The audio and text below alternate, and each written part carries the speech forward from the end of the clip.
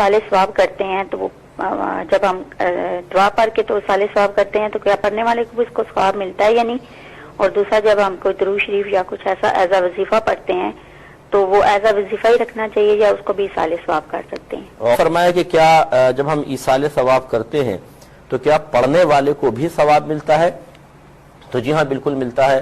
اعلی حضرت امام اہل سنت نے لکھا ہے کہ اگر کوئی شخص مثال کے طور پہ 10 مردوں کو ایک قرآن پڑھ کر بخشے تو سب کو پورا ایک قرآن ملے گا۔ ایسا نہیں ہوتا کہ ٹکڑے ٹکڑے ہو کر ملے کہ 10 سپارے یا 5 سپارے، اور خود پڑھنے والے کو 10 قرآن کا ثواب ملے گا۔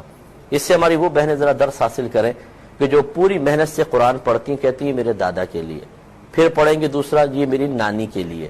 ارے بھائی کیوں آپ بخل سے کام لیتی ہیں؟ جب اللہ تعالیٰ کی رحمت آپ کو عطا فرمانے پر پرجوش ہے تو پھر اس سے فیض حاصل کریں۔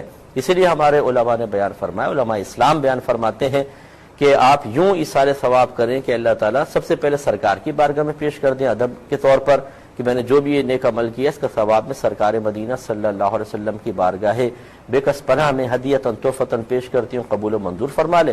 اور آپ کے وسیلے سے حضرت آدم علیہ السلام سے لے کر آج تک جتنے مسلمان دنیا سے پردہ فرما چکے، دنیا میں موجود ہیں، قیامت تک آئیں گے، ان سب کے نام اعمال میں منتقل فرما دے۔ تو فقہا فرماتے ہیں، علامہ ابن عابدین شامی کی طرف بھی یہ منسوخ کیا جاتا ہے کہ جتنے بھی مردے ہیں سب کو آپ کا یہ جو بھی عمل ہے یہ پورا اس کا ثواب ملے گا، اور ان سب کی تعداد کے برابر آپ کے نام اعمال میں لکھا جائے گا۔ لہٰذا اپنے ظرف میں وسعت پیدا کریں۔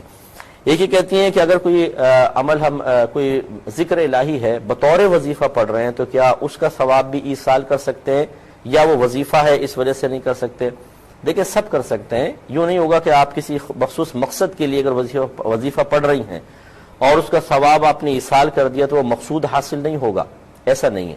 لہذا ہر نیک عمل کا ثواب ایصال کیا جا سکتا ہے۔